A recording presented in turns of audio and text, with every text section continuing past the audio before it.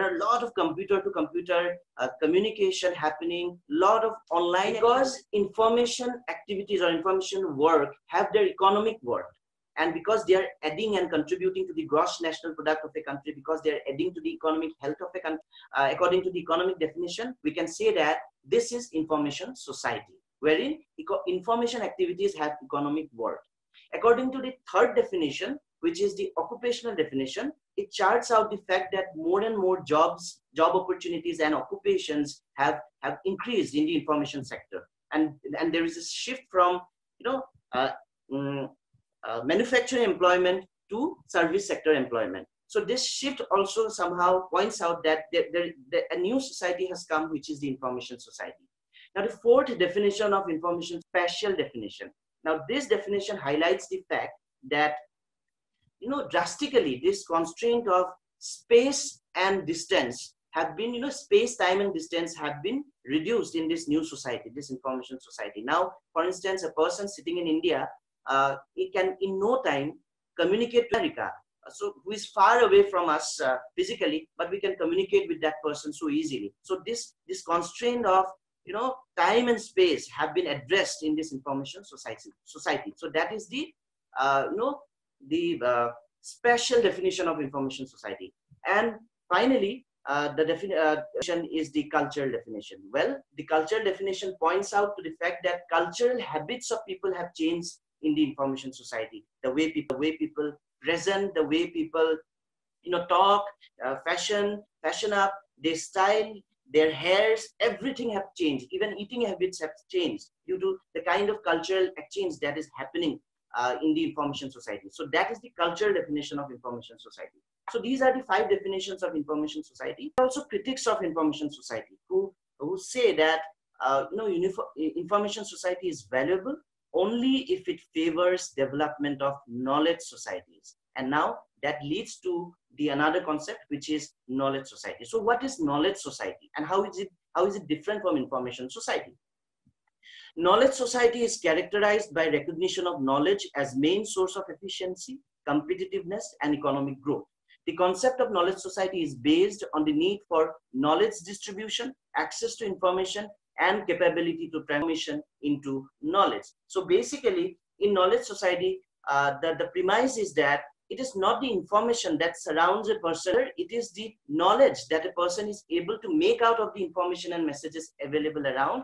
And also, it highlights on distributing that knowledge further to others, transferring or networking that knowledge to others. So in knowledge society, it is not information that is important, rather it is the knowledge networking and knowledge creation that is important. So simply we can say that in information society, the idea is that there's a gamut of information around.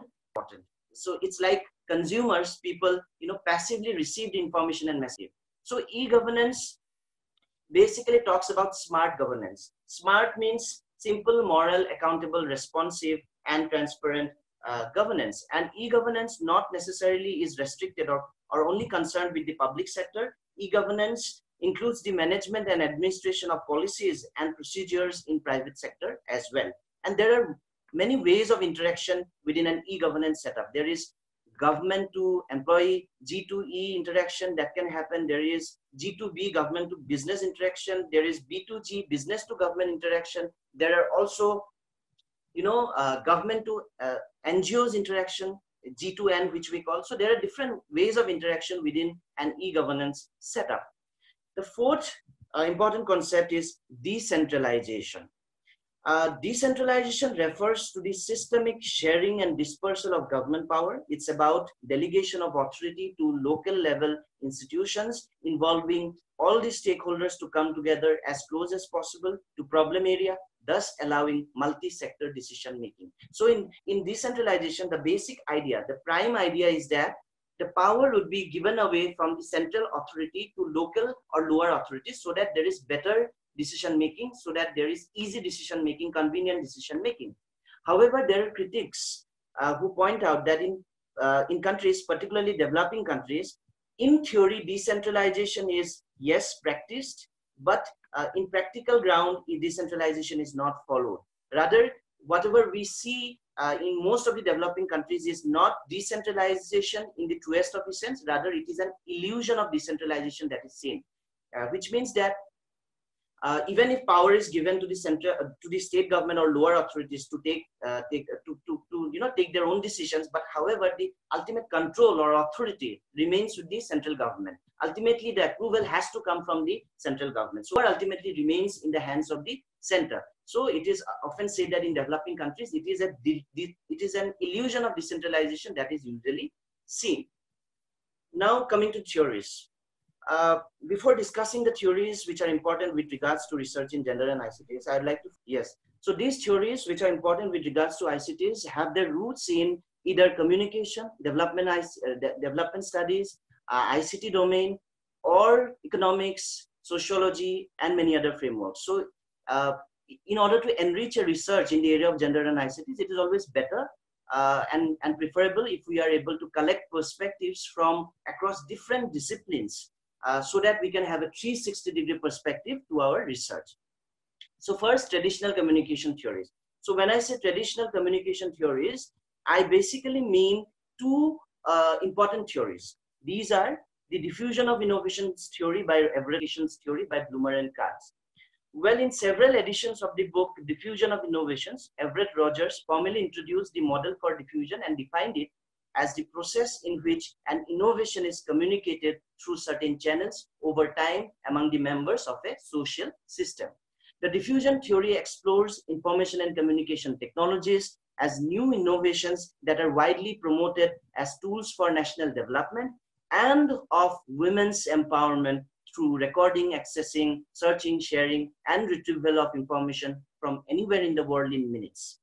On the other hand, uses and gratification theory of Bloomer and Katz focuses on the individual user or adopter in everyday life. And the general idea is that adopters or users of a particular technology seek gratifications in mass media and technology based upon their individual needs or motivations.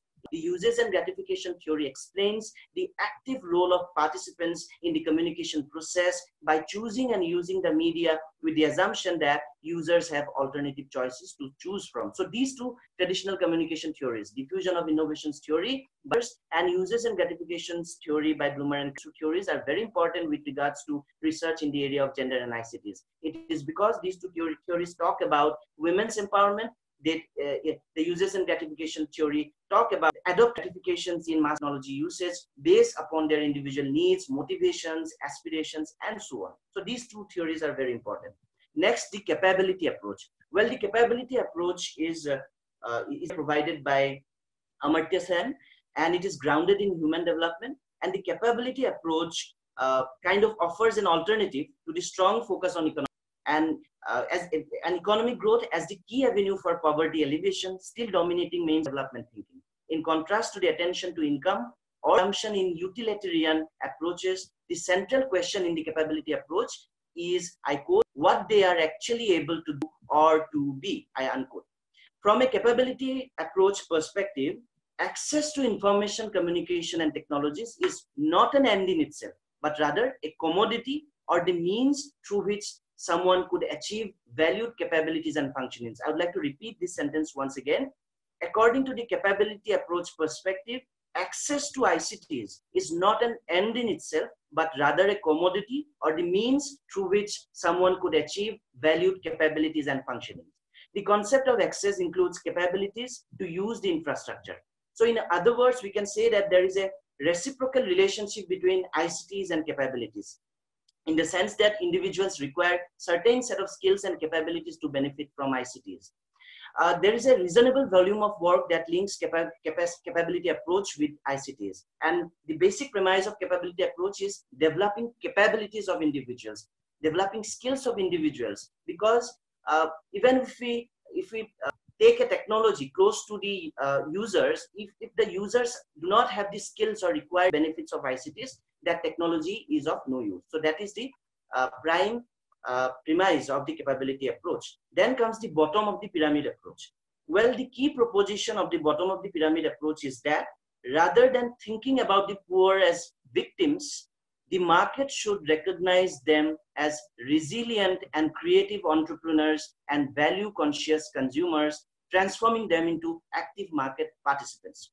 Treating information poverty as a roadblock to development, bottom of the pyramid approach expects the market to provide adequate access. So many a time it happens that even government programs and policies consider the poor as victims or vulnerable. So the bottom of the pyramid approach says that we should not do that. We should not consider poor as victims or or vulnerable ones. Rather, we should recognize them as creative entrepreneurs who can be active participants in the market process. So that is the idea of the behind the bottom of the pyramid approach. The next is the theory of social capital. Well, Robert talks about two aspects concerning perception of a new technology by any user. So he talks about the level of perception or the idea or the perception of users of a particular technology. There are two aspects to it. First is perceived usefulness, and second is perceived ease of use. So perceived usefulness is the thought in the user, that how much will the particular system or technology enhance my performance. Okay, so it is the degree to which the user believes that using a particular system would enhance his or her job performance. So that is perceived usefulness. Will the new technology be of any utility to me? That perception.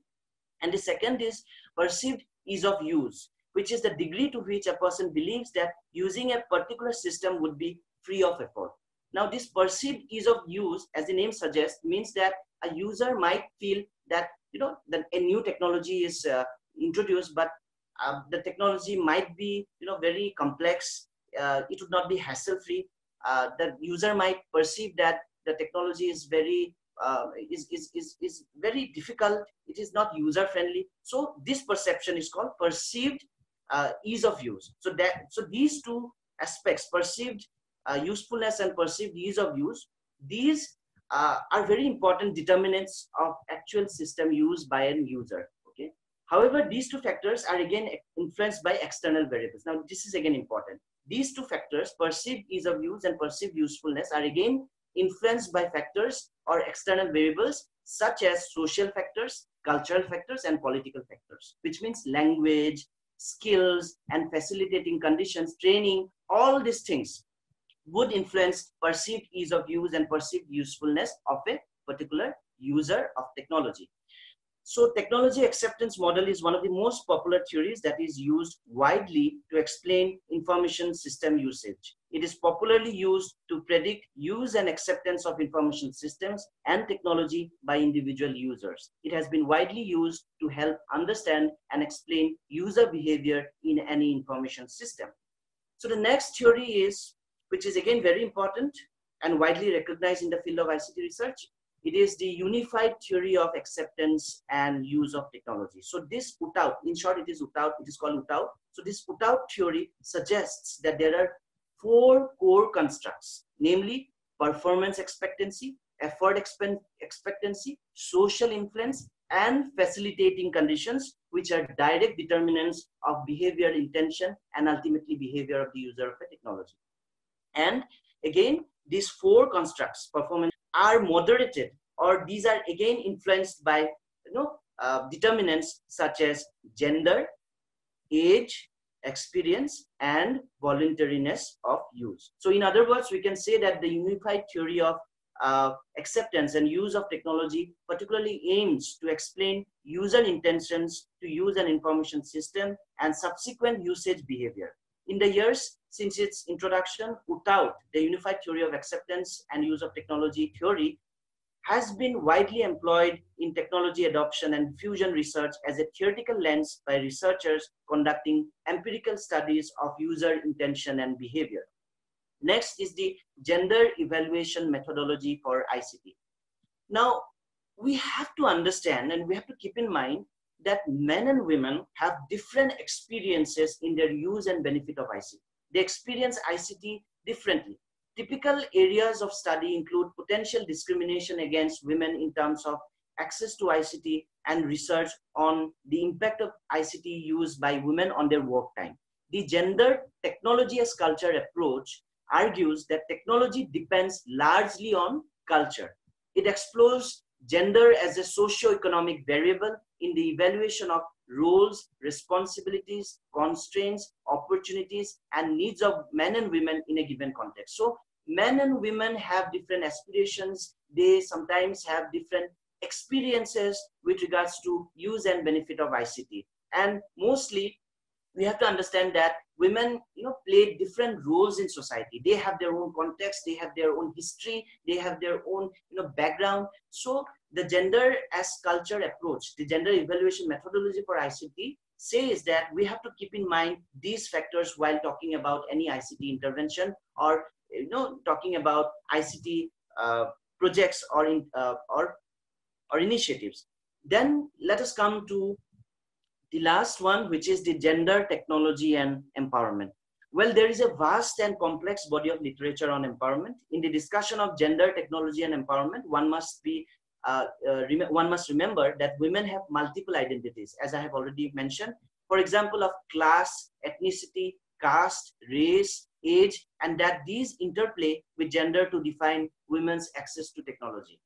Now, women constitute a major portion of marginalized population in the entire world, and poor women are doubly marginalized. Caste-based, race-based discrimination again leads to further marginalization of women. So women have multiple identities, and in this discussion of gender, technology, and empowerment, we have to remember these identities that interplay with factors such as class, ethnicity, caste, race, and age. Strategies for addressing unequal gender relations will therefore need to hinge on an understanding of the complex intersections of gender and other social identities. For instance, while it may not be difficult for an upper-class urban woman to have easy access to the internet, it may be unthinkable in feudal rural contexts for a poor, low-caste woman to access a public telephone facility. So while such realities of particular contexts are at the heart of the relationship between gender and technology, it needs to be remembered that women and men from the same social context, from the same background, may not enjoy equal access to ICTs. Even if they, men and women belong to the same historical context, same, background, same status, same economic, political setup, we have to understand that they may not enjoy equal access to ICTs. Women's rights groups working in rural areas point to how access to household assets is affected by gender. If the household has one radio, for instance, it is most likely in a rural setup to be for the radio to be used by men. Women either may not have the leisure to listen to the radio because she is so much engrossed with household activities, her household chores and duties as a mother, as a wife, or she may not be allowed to join the men sitting outside the house listening to the radio. The fact that technology has remained a male preserve historically suggests that the appropriation of technology by women is in itself a political project. And as active agents of change, women have been engaged in the process of claiming technology.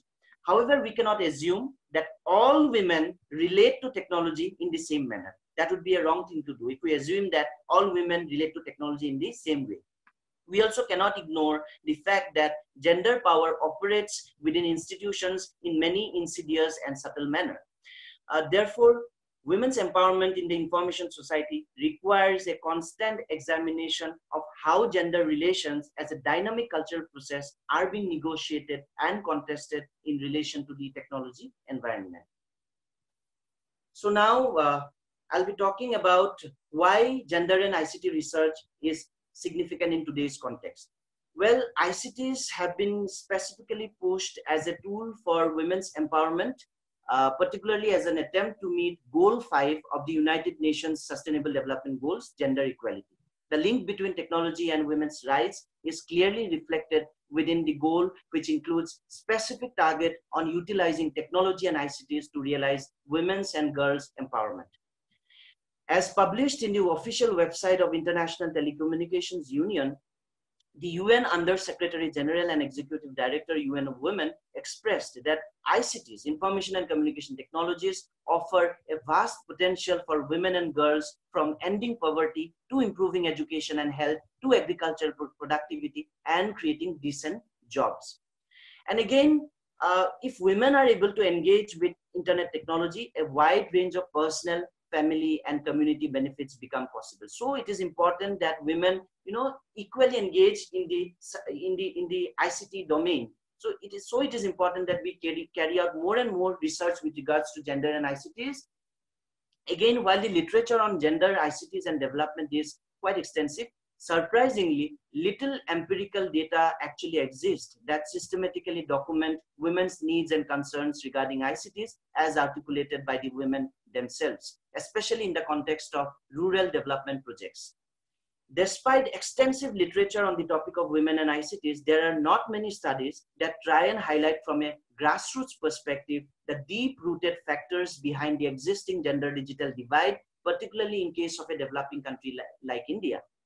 It is also surprising that so little empirical research has actually been conducted in the area, particularly with reference to India.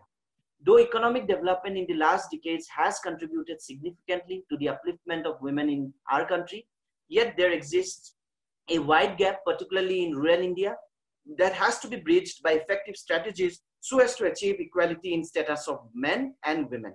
Women are still clearly less equal than men in our country. There exists high gender inequality in our country.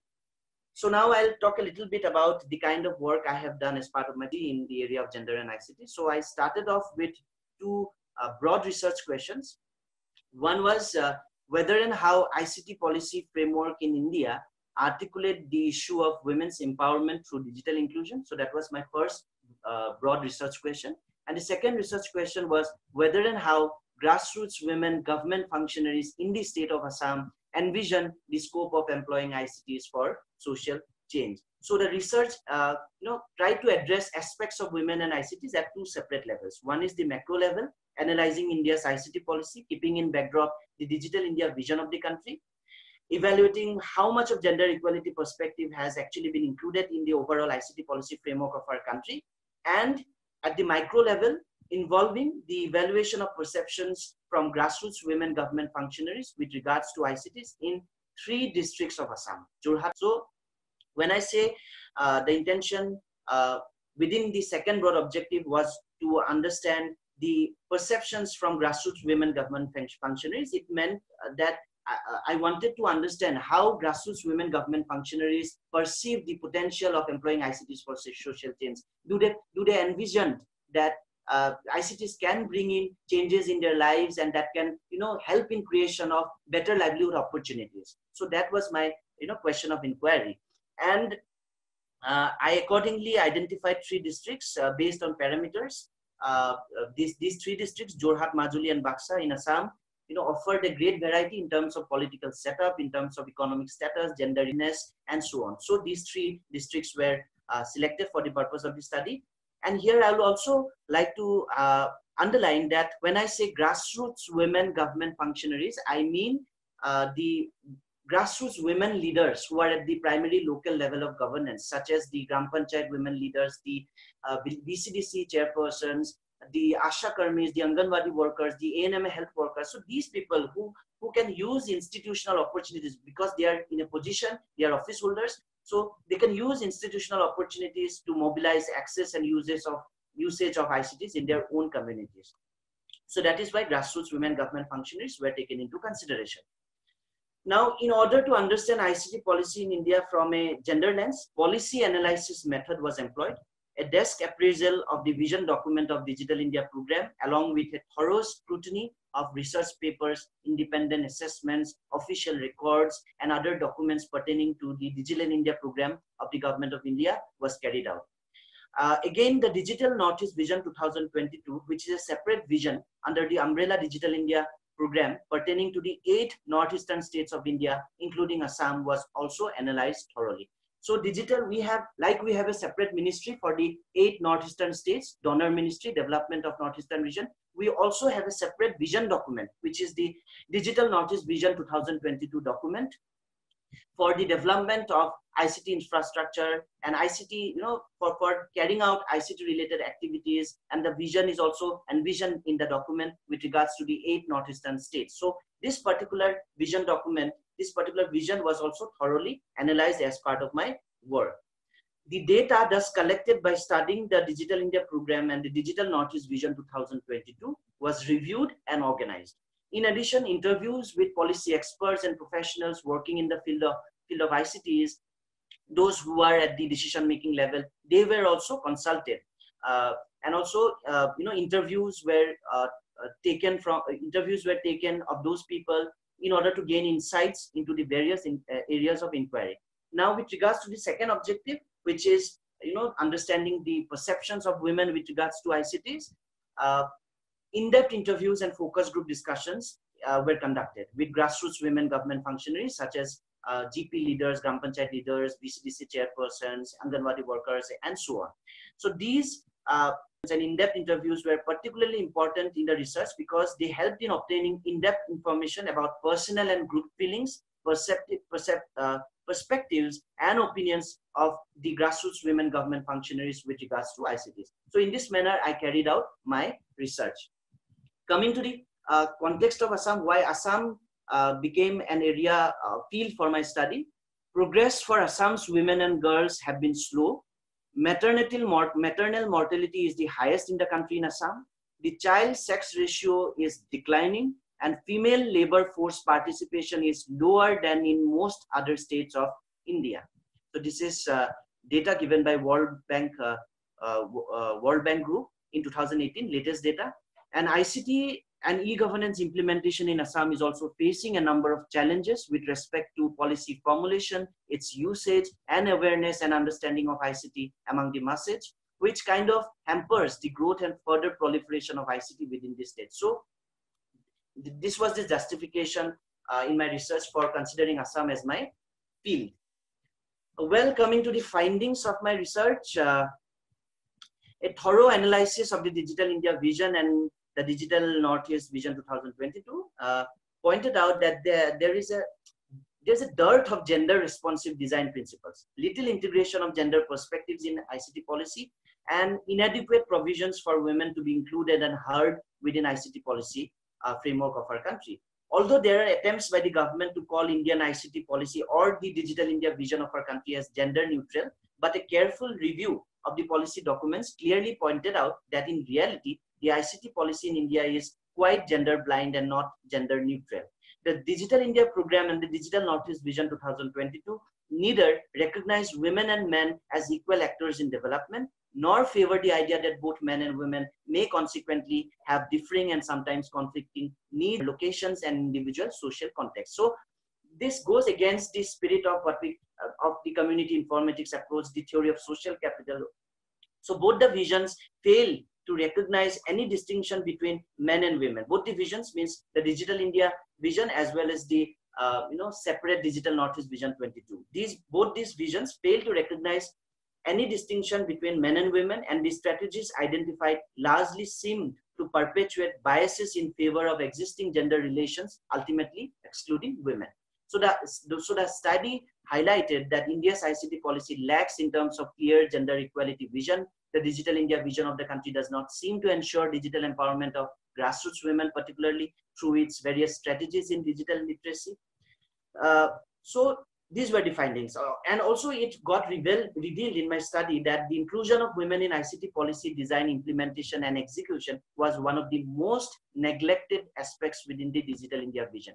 Grassroots women were neither discussed or included or given an opportunity to participate in the Digital India vision policy design, implementation, and execution. So women were not at all included.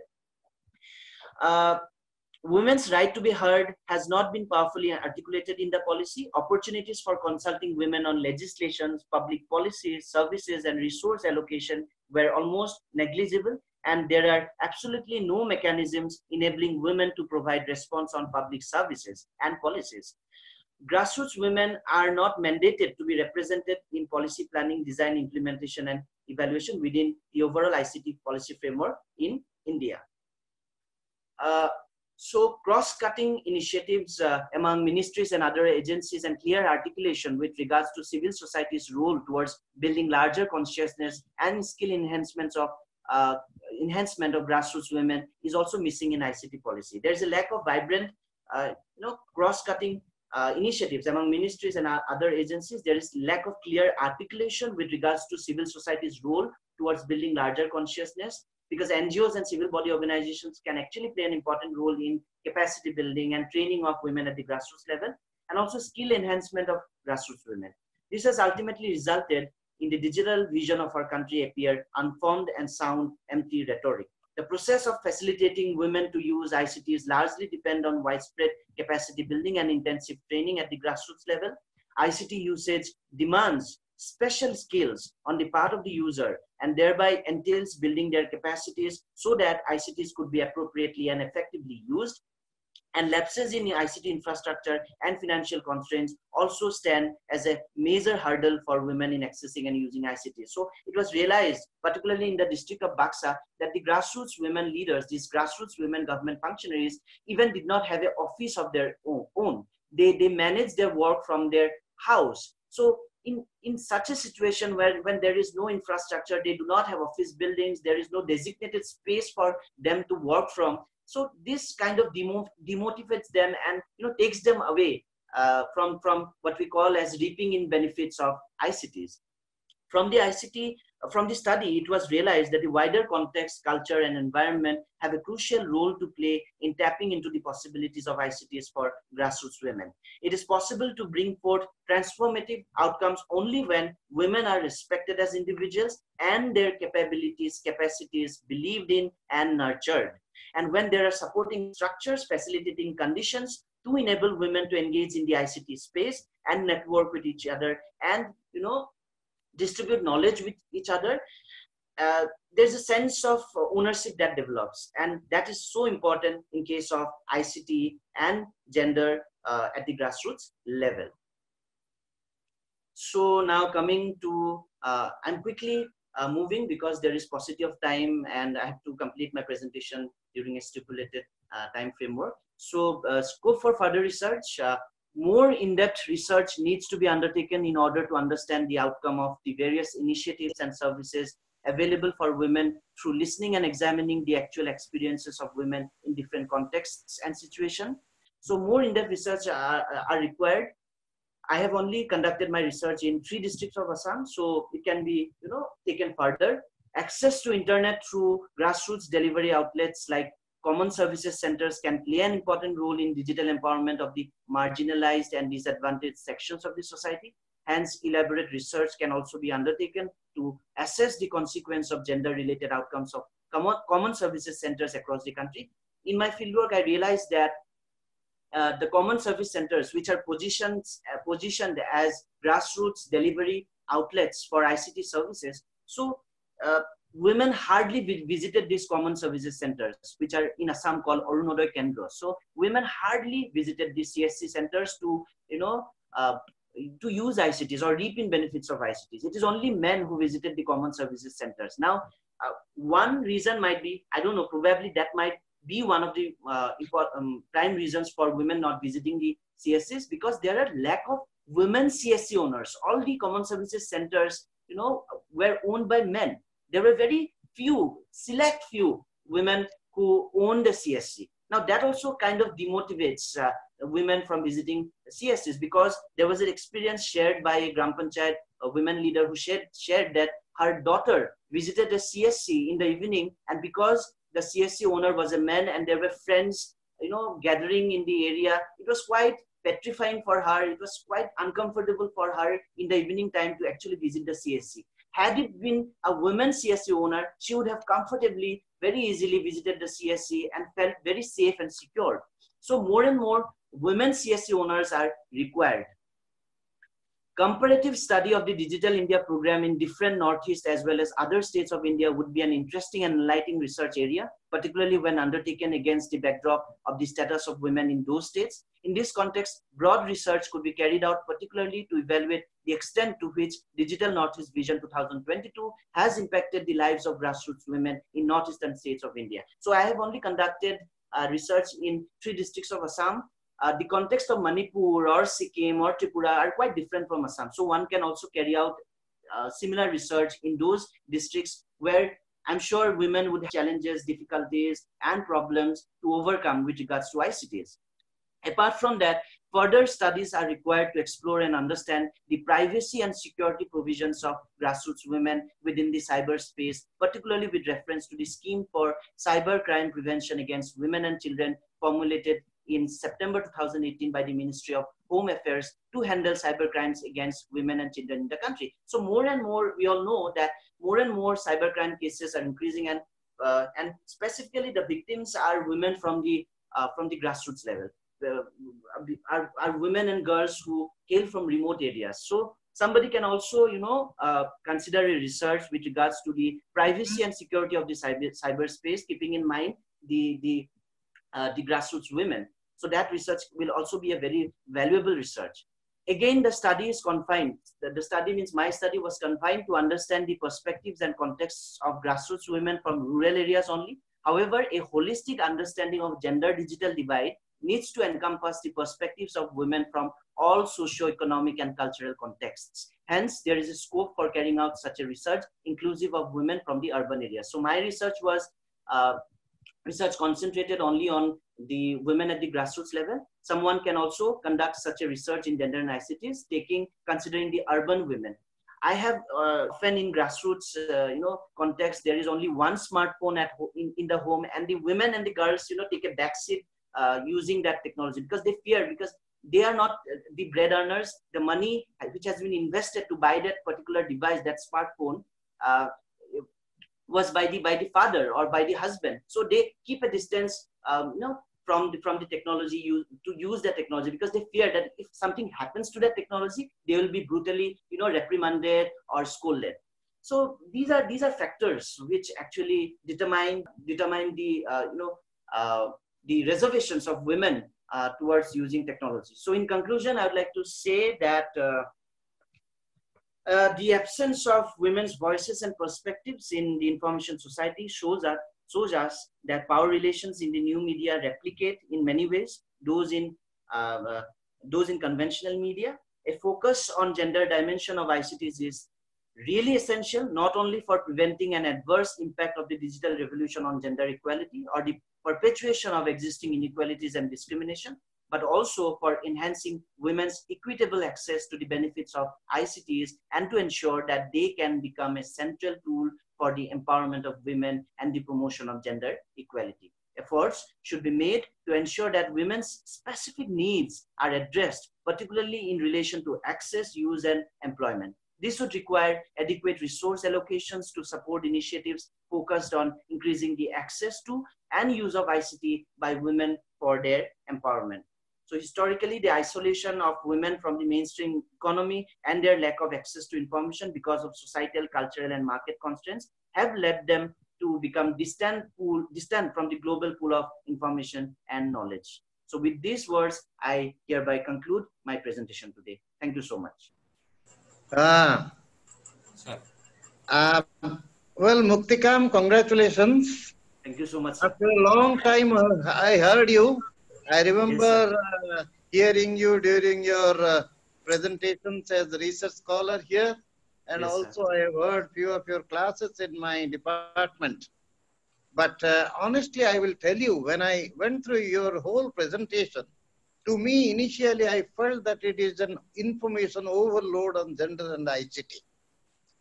But at the end, honestly, let me say that it was not information overload, rather it was content rich.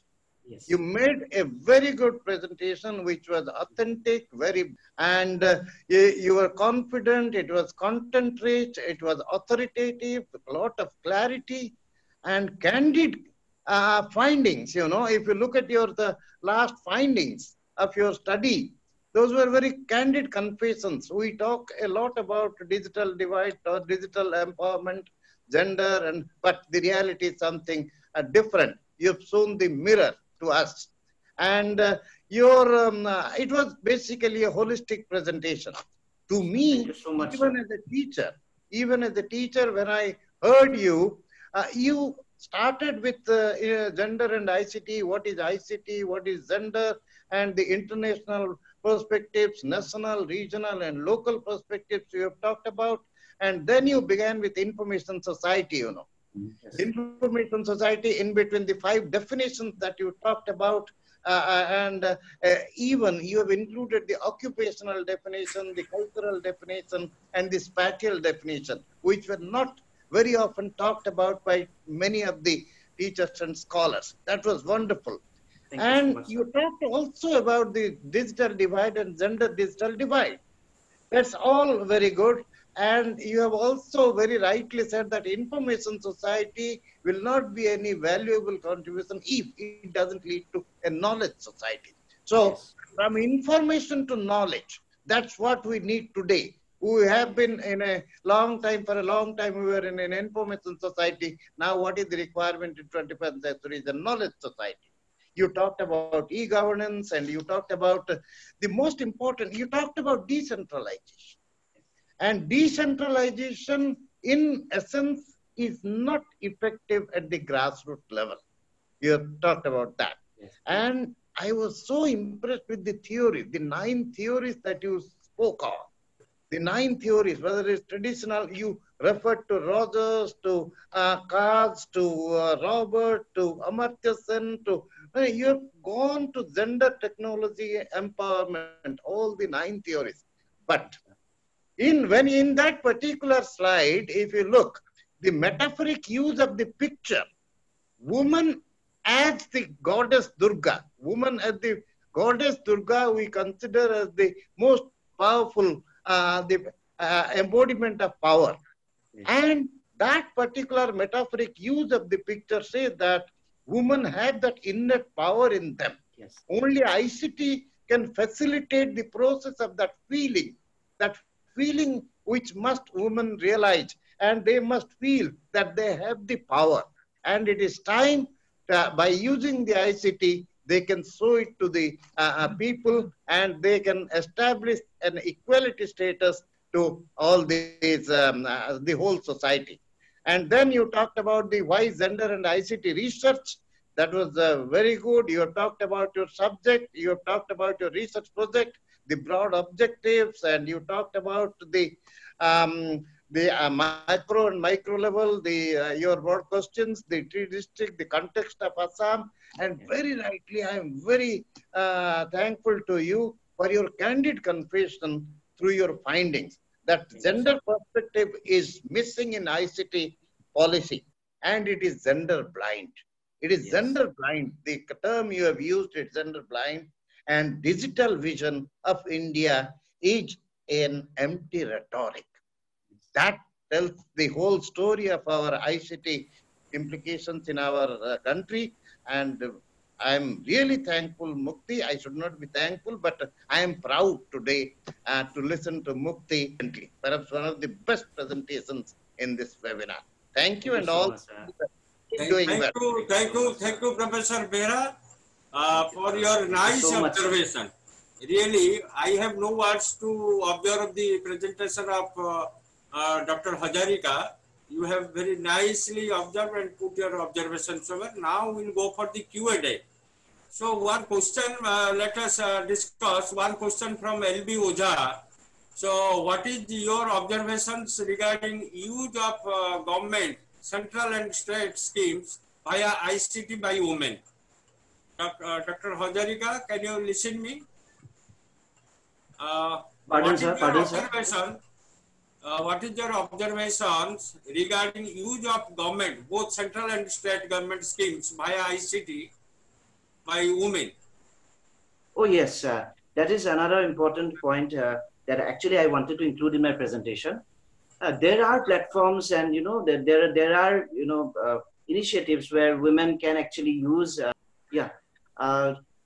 Though there are platforms like egov.in and others where women can use those platforms, but they are there just to people participants. Now we have to understand that and this level is that women are even not able to have access to ICTs, and they using the platform, and even people like us who are aware of such platforms, we do not use that. So we can say that the extent to which such platforms are used by women, which are offered by government, is very minimal. It's very minimal at this point in time. So there has to be certain sort of an awareness that women should use such technologies which are directed towards them, the facilities which are, given by government to them. So they should use, but that, because I have already said women have their context and they have fear of technology. They always depend on their, male counterparts to, even if they have something to say or use, they will always depend on the male counterpart to use or, speak on their behalf. So ultimately, it's the larger view is the society.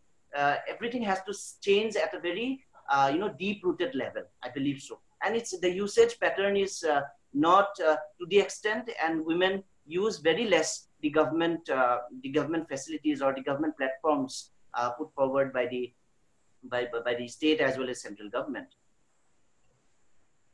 Thank you. One question from Deepa Rani.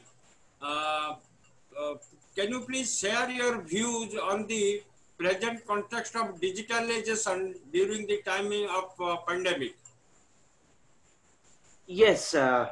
As faculty members, we all know that in this time of pandemic, it is an absolute necessity now. It has become an absolute necessity now to be online. Okay, in this crucial period of pandemic, now herein comes the importance of gender and ICT research more, because now people have to use technology. Even faculty members, there are faculty members who are not comfortable using the online platform. So if urban people who have access to technology are not comfortable using even the Zoom platform. Many people fear using Zoom platform and platforms like Google Classroom. So in such a situation, I think it's need of the hour, it's order of the day that more and more trainings possible, more and more encouragement to the users of technology, and also this realization that the mobile in hand or the computer in the tablet in hand is not just a device to call or message or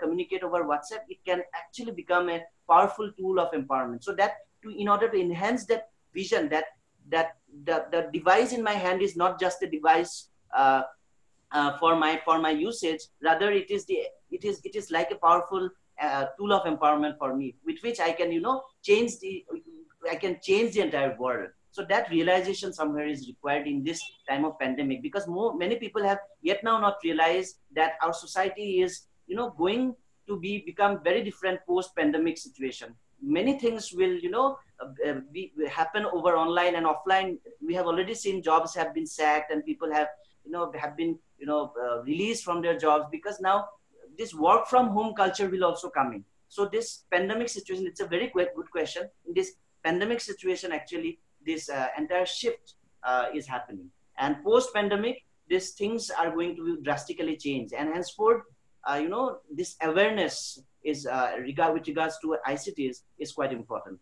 I believe so. Yes. Thank you. One question from Tanushree Mukherjee. What is your view that all ICT tools still are influenced by the digital divide? How will you react? Yes. All ICT tools are influenced by the digital divide. I vehemently agree with ma'am that yes, all ICT tools in various levels, various degrees are influenced by the digital divide. As I mentioned in my starting of the presentation, there are three types of digital divide. One is technological divide. Somewhere there is infrastructure, somewhere there is no infrastructure, as a result of which people are not able to access and use ICTs. Then there is this content divide, where most of the relevant information are in English language, local voices and views are neglected. And then there is the gender digital divide, which is not only in case of poor or developing countries or rural setup. This is also equally prevalent in case of urban setup also, in case of developed countries also, where men and boys have better privilege in accessing and using ICTs as compared to women. Yes, all ICTs are influenced by the digital divide. That's so correctly said. Yes. Sir, can you see the chart? No, this is it. We'll close the question and answer session here. So yeah, the second part. Dear participants, we had number of questions to take up, because since we are running the shortage of time, so here we will end the Q&A. Thank you, sir. Very shortly we will go for the next session. So many thanks to Dr. Muktikam Hazarika. You had a very splendid session today, very excellent presentation. Thank you so And much, all sir. of your presentation are very insightful sessions, and it is very enriching. So Thank you, with sir. these words, I thank you, and I thank all of our participants in the first session today. They are joining in our webinar. So I also thank our resource person today, and I also seek the same support and cooperation from Dr. Hazarika in our Yes, sir. future endeavor. So Yes, sir. many Yes, thanks to definitely, you. sir. We are really grateful to you. Now I request all the participants not to leave the session, and immediately we'll join in the second session.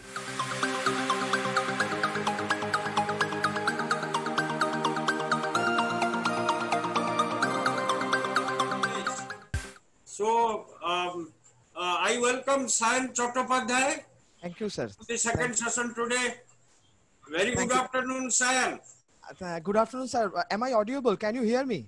Yes, yes, you are okay. quite audible. Good afternoon, So, sir. Good afternoon. So, friends, Mr. Saayan Chattopadhyay is an assistant professor and head of the Department of Journalism and Mass Communication, and in Baruipur College, affiliate to University of Kolkata, India. He has shortly he had submitted his PhD on the representation of mass community in media at Jadavpur University, Kolkata. He has published articles in journals such as Journalism Practices in South Asia Research, Media Asia Studies in South Asian Film and Media Watch, Journal of Boyhood, many other national and international journals. He has also contributed chapters in various books on media and technology, published from Oxford University Press. And we are very happy to have such a young media educator in today's second session of our webinar. So, Mr. Saayan will highlight the very burning issue. Now, every day we are coming across during this pandemic COVID-19 situation. And Mr. Saayan will highlight the mobile news culture in India. That you and I all witness this mobile news culture today. And I hope the discussions of Mr. Saayan will really enlighten us. So with these words, I again welcome Mr. Saayan to continue his discussion. Thank you, sir. Thank you, sir. Thank you very much to you. And also to Professor Behra. He's not here right now, I think. He will be joining us shortly. So can you speak a little louder? The voice is very low. Hello. Now can you hear me? Yes, Is it audible? Yes. Yes, very much. Yeah. But thank you very much to Professor Padyan, and I'm really grateful to Professor Behra also. And also to Professor Umashankar Pandey, who has always been very encouraging and inspiring for me. And I just want to say at the very beginning that probably the only positive thing that has come up within this post-COVID scenario is that these kind of webinars where we can learn and we can discuss a lot of things which are very much helpful for us. And I've been closely following this series of webinars that Professor Padi and others are conducting at IMS, and these are hugely beneficial and enriching for all of us, not only for the students, but also for those who are involved in teaching. It's hugely beneficial for us. So I'll be, as Professor Fadi has already introduced the topic, I'll be discussing about mobile phone, and I'll be mainly focusing on mobile applications rather than the phone. So mobile application and all these things. As you would agree with me that a number of important attributes characterize the mobile phone as an increasingly important communicative device. And it is in a wide variety of contexts, not only in terms of news, but also in terms of different aspects, from WhatsApp, from entertainment, from checking your weather, various aspects. So mobile phone is evidently an essential element of information communication technology. It is certainly very portable. It is open to considerable personalization. It is turning out to be a platform for various technocultural and social practices nowadays.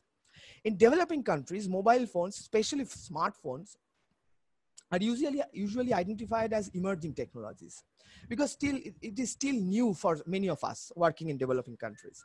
As telecommunication devices, they are continuously being upgraded, transformed, and redesigned. The market economy and business strategies revolving around these mobile phones are also witnessing significant alterations and negotiations. Developing nations are also witnessing how cheap smartphones are rapidly reducing bandwidth charges and enabling hundreds of millions of people to connect to a range of information, services, and interactions. Consequently, the rising popularity of mobile application or apps at this particular period is crucial to understand. There is a small but growing academic literature on mobile phone use in India. However, specific studies on mobile apps and its implication in India is particularly limited. There are few but interesting books like, for example, the book by Robin Jeffrey and Asa Doron, The Great Indian Phone Book, and several others, as you can see, which are primarily focused on Indian context and discuss a range of issues from policy debates, infrastructure issues, business perspectives. However, there are a number of book chapters and journal articles that explore the different aspects of mobile phone in India. Now, communication studies scholars, just let me discuss a few such studies which discusses mobile phone in the Indian context.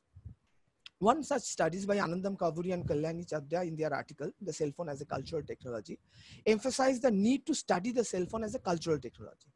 They showed through their analysis of cell phone advertisements how a technology attains particular kind of meaning within a specific kind of context. Similarly, Rahul Mukherjee's essay in Imagining Cellular India outlines how a range of Indian industry professionals imagined and shaped the idea of cellular user or the cellular public in India. Looking at informal networks, Mukherjee shows how vernacular mobile phone use emerges as the intersection of different people like mobile phone shop owners, like specific technologies like the micro SD cards, and practices of circulation and sharing that remain largely invisible and unexplored in the digital studies scholarship, especially in Indian context. So the cultural meaning of mobile technology are crucial to study. One of the studies by Rangaswamy and another study by Kavita Chakraborty, they also undertake similar kind of ethnographic fieldwork to examine how local mobile phone cultures in urban slums work. One of them work in the Hyderabad area and another work in the Kolkata area. So although there are certain works and scholarly attention to mobile app is fairly recent, however, it is important to critically engage with such new media practices to explore, first of all, what kind of technocultural paradigm they constitute, and in particular, what kind of use practices, intentions, and individuals may access apps, and what would be the socioeconomic and cultural implication of that intervention. So it's a new thing and new kind of transformations are going through, and especially in the post-COVID situation, there would be a larger, more greater kind of transformations and new kind of practices, which we would have to be very much cautious about. So mobile phone in India functions within an array of cultural and symbolic registers. Instead of being simple electronic telecommunication devices that are rich in cultural production, they are also exclusively focusing on the cultural production, and they are also kind of, whenever we talk about mobile application, we try to think of it from a Western perspective, from the perspective of the developed countries. And these developed countries are generally considered as the center for innovation, production, and consumption. And we are selectively appropriating those, innovations, those practices. And a closer examination of mobile phone culture in emerging economies like India, Brazil, and these kind of countries will actually reveal specific insights, which may be different from what is happening, the kind of practices that are going on in developed countries. The developing countries are characterized by a particular mode of social mobility that is essential to recognize the ways in which mobile phone have been adopted and used. The rapid acceptance of mobile phone in India is deeply influenced by the traditional patterns of social mobility. The mobile apps are increasingly being developed and distributed and consumed within these different and shifting cultures of mobility. Even in early 1990s, if you remember, owning a telephone was considered as a sign of luxury, and very few people had access to mobile phone. As some of you would remember that even to obtain a new fixed line phone, one had to go through a very complicated process, had to wait in a line and for a period for more than a year sometimes. Now, if you look at the 2020 data, according to Telephone Try, there are more than 1.17 billion subscribers who have a phone connection, and out of them 1.15 billion wireless subscribers. So mobile phone have rapidly become a popular consumer item adopted by a wide segment of Indian consumers. In the mid-1990s, mobile phone first arrived in the Indian market. Although due to high cost of the handset and the call charges, in addition to limited availability of mobile network, the initial response was relatively slow. But gradually their adoption has grown exponentially with average annual growth rate of more than 80%. So while multimedia phones were available in India since early 2000, but from 2010, with the introduction of Android operating system in India, smartphones started to gain widespread popularity in India. In India, although 81% people own mobile phone, but a mere 27.7% people use smartphones. And the rest own a non-smartphone cell phone, which is generally called a feature phone. According to data in 2018, it has increased a little bit, but it remains almost the same. This is a stark contrast to the situation in China or Brazil, if you look at, where smartphone penetration is 55 in China and in Brazil it is 41% respectively. So India is considered as one of the fastest growing markets, but there are a lot of market potential for smartphones. As the number of smartphone users in India is expected to double to 859 million by 2020 from 468 million users in 2017. It would be interesting to mention here one of the interesting findings in 2011 when the census was conducted, and it revealed that nearly half of India's 1.2 billion people, nearly 46.9%, did not have toilet at home, but 53.2% people actually owned a mobile phone, and this was reported in BBC. So this points to the fact that mobile is equally implicated with the notion of desire and aspiration rather than the need and necessity that is generally characteristics of mobile phone. That livelihood is the chief reason for people in India, that mobile phone is used only for their livelihood and for their job prospect and for career prospect. That might not always be true. If you look in 2011 is one of the an agricultural informatics application, a mobile app related to agriculture, rural development, was installed in the mobile phones of several farmers in the several villages of Maharashtra by a team of IIT Bombay professors. And the app was supposed to help the farmers with information regarding to seed and crop prices, updates, and several other. However, the farmer in rural Maharashtra did not spend their time on such applications. Rather, they use the phone to listen to the weekly top 10 Bollywood songs. Thus, the cell phone is not merely a functional tool, but it is an object associated with pleasure, leisure activity, entertainment. And we have to think about these aspects as well when we are talking about mobile phone as such, because it's a very personal medium than any other. I'll come to that aspect a little later. From 2010 to 2015, the time period when WhatsApp was not that popular and geo connection, the cheap broadband connections was not there in India, memory cards were very much useful and they were used extensively, especially among migrant workers, informal settlements, and farmers, semi-urban areas. Rahul Mukherjee and Obhigyan Singh has worked on this and has shown in their research that that the mobile recharge shops for cheap feature phones were a place where these memory cards were sold and loaded with music. Similarly, Shati Janu has shown in her own work that how does these recharge shops were, or like cyber cafes or local shops were becoming informal digital subcultures in cities like Delhi, Mumbai, and even in Kolkata. And alongside memory cards, Bluetooth technology was an integral part in Indian cellular integration. And Bluetooth is a key technology of audio and video transfer among villagers, even in rural India. The mobile phone not only enables conversation, but also allows for listening to music, thus functioning as a radio. And the process of sharing music across phones through Bluetooth is termed Bultu in particular tribal communities. And the day before yesterday, if you remember, Professor Vidhu Bhushan Das also discussed about these aspects as well in this webinar series. Similar kind of works has been done by Jackie O'Neill and others on mobile media sharing among lower middle class people in Bangalore who argue that while in 2009 micro SD card and Bluetooth were the key file sharing technologies, by 2015 when WhatsApp was there, the easy availability of low-cost smartphone, especially WhatsApp, has become the primary sharing app among even the lower middle class population in Indian cities like Bangalore. Recently, the entry of Jio has further led to the decreased use of memory cards because streaming has become much more available and much more affordable. Now people prefer WhatsApp obviously to SMS or texting because they can communicate a lot and they can communicate more often, and WhatsApp does not consume a lot of bandwidth, so it is not that expensive. So the constant chit chat that goes on in WhatsApp and is a kind of has actually unleashed in our society, which makes WhatsApp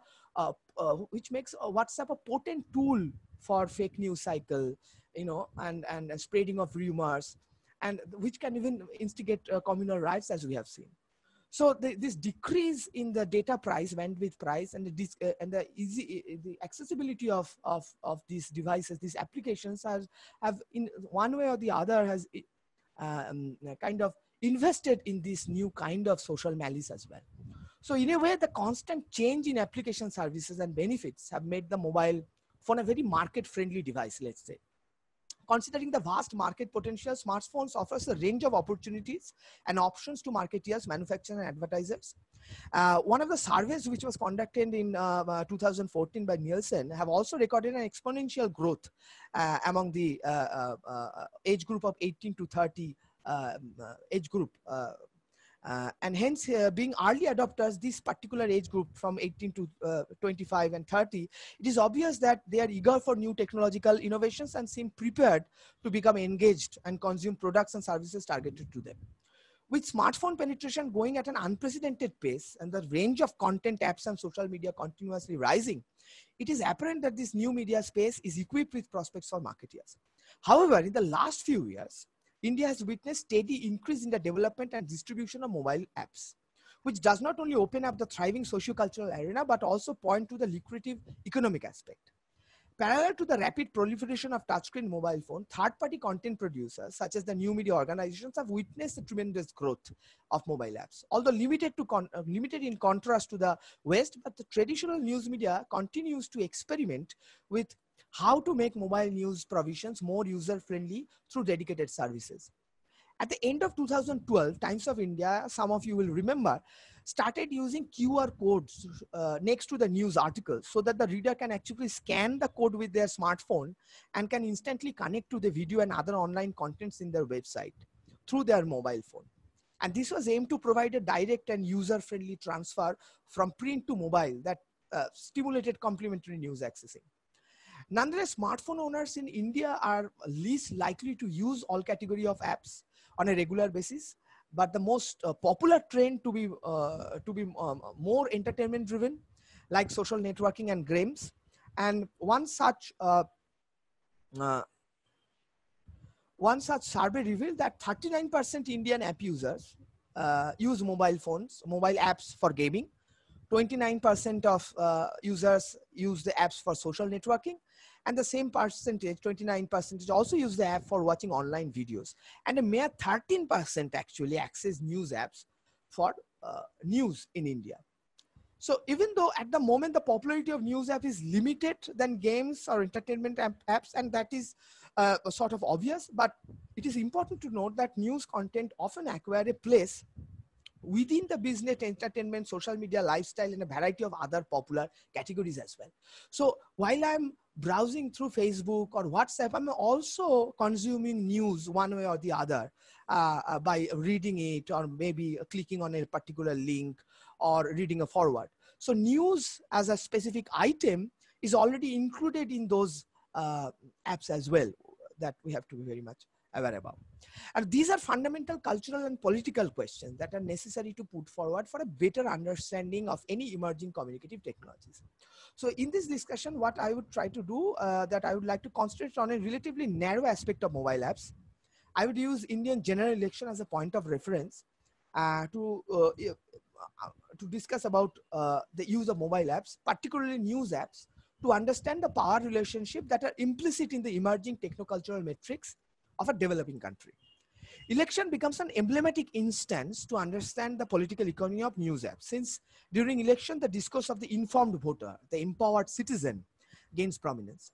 This is the period when active participation promises to have a substantial impact, especially in a vast democratic country with a large electoral population like India. The news apps related to Indian general election becomes a part of this larger discourse that constitutes the hegemonic identity of the voter who has to perform. An app provides a sense of empowerment for the individual voter or the citizen through that technologically facilitated control and agency. The 2014 general election is particularly important for me because this was kind of projected as the first proper digital election in India.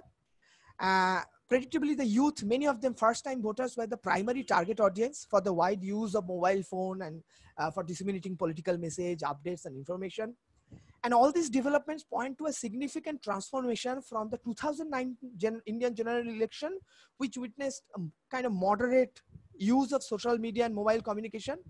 And these developments were further intensified in 2019, the last general election. So 2014 general election and 2019 general election are two turning point watershed moments, I would say, to understand the use of mobile news apps, especially within the electoral context. One of the problems, I must say, at the very beginning of studying mobile apps is that these are very dynamic, which means that these apps are constantly being changed, they are being renamed, they are completely withdrawn from the app stores. Information about the changes are often very difficult to find. Even if you contact the developers, they are not always eager to share information.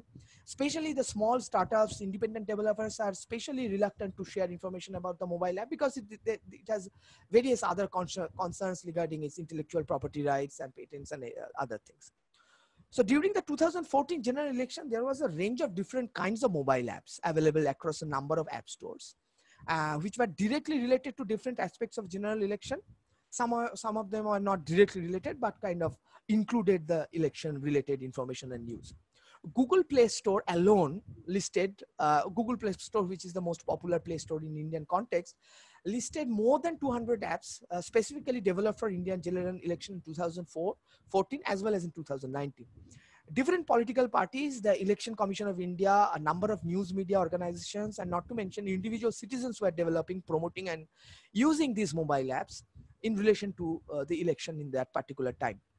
These mobile apps exploited the power of social media, the big data analytics, the mobility to give the user a sense of control and authority on what seems to be a complex web of information. Moreover, the apps allowed the individual to participate the entire process through its very gamified and interactive features. I'll come to this aspect later on. As most of these apps were free, I must mention that one important question is that how these apps make money. This is a question related to marketing communication, and if anyone searches the internet, they will get answers. There are ready answers in the internet how these free apps make money. Their revenue generating strategy is somewhat similar to the social media sites. However, the platform you develop your app for app can have a major impact on the kind of earning capability your app may have.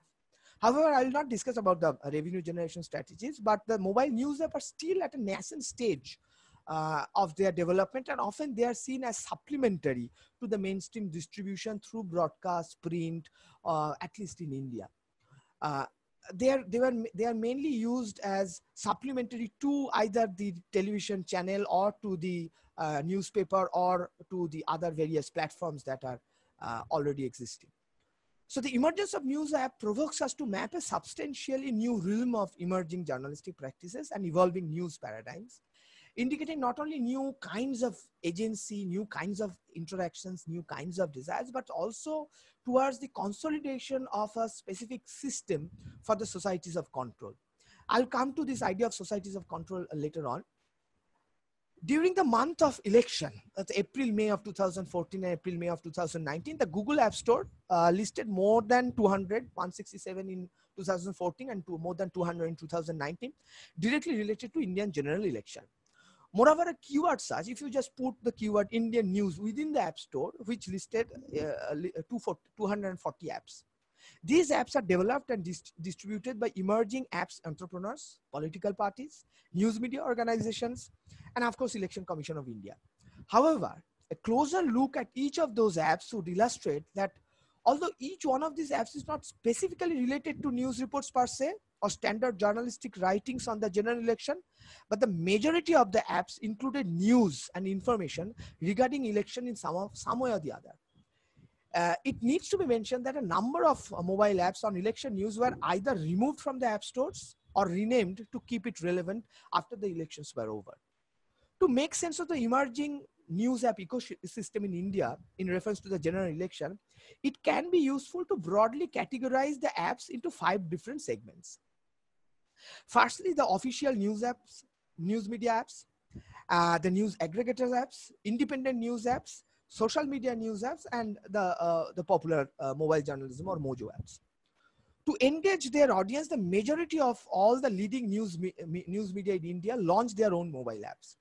Times Now, one of the leading English news channels in India, collaborated with Nokia in 2014 to develop the General Election 2014 app, which was again renamed in 2019, that provided real-time information through video, image, text feeds regarding general election. The app integrated video and text and allowed user to watch streaming videos of the special election programs that were already available in their own channel, but these were available as live feed through that particular app. Linking with leading social media sites, the app also offered option to share feedbacks and to chat with each other while the show is on air. On the other hand, BBC News India, motivated by the popularity of WhatsApp use in India and how WhatsApp use in India, circulated BBC content both in Hindi and in English, in addition to sourcing substantial user-generated content. ABP News, in a similar manner, under its flagship election program, if you remember, Kaun Banega Pradhan Mantri, introduced the KBPM app and to connect with the viewers on mobile platform. KBPM app displayed a section like latest news, video, polls, live TV, included interactive features, particularly targeted towards the young audience. It also offered continuous real-time updates of news content, and the user may also customize the news content according to their preference. Some of the leading magazine publishers like the Outlook magazine, the India Today, developed election news apps in different languages, offering long-form stories, columns, and opinion pieces. However, these apps offered limited interactive features apart from the usual integration with social media sites. Similarly, the Hindu, the Indian Express, Hindustan Times, IBN Live, Times of India, all of them including the regional channels, also introduced their own mobile apps, providing a range of information and options for personalization. It is necessary to underline the increasing presence of news aggregators during Indian general election. A number of mobile apps function as tool for news provisioning by content aggregators like Flipboard, Indian newspaper app, News Hunt, Indian online newspaper apps, and these are increasing day by day, the news aggregators app segment. These apps allows users to personalize their news consumption, and during election, most of them provide elaborate categories of news related to Indian election. These news aggregators app access either the mobile site or the basic website of the official news media, and then categorize and filter the content according to the user's preference. Therefore, the audience of the news media through mobile platform is extended beyond their native apps of particular news media house as well. So independent app developers or small scale digital entrepreneurs launched another segment of apps that offered news and information related to the election. While these apps do not exclusively offer news content, in most of these apps, the user is provided with news articles, statistics, profiles of party members, and quotations in a highly customizable and interactive method on their smartphone. Indian election, ICTs in India, Indian election 2004 were some of the mobile applications that provided information mostly free of cost about profile of candidates, political meetings, controversies, often through links to news reports published by legacy news media.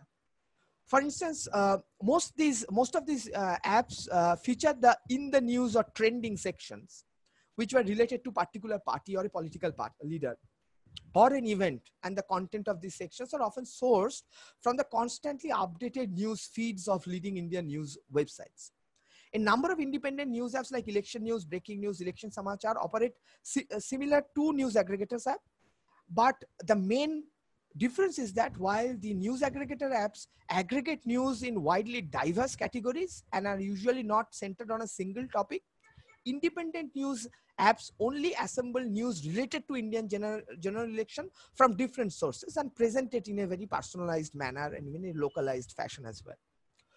Now, to state the obvious, the social media apps also played a very important role in the dissemination of news related to election.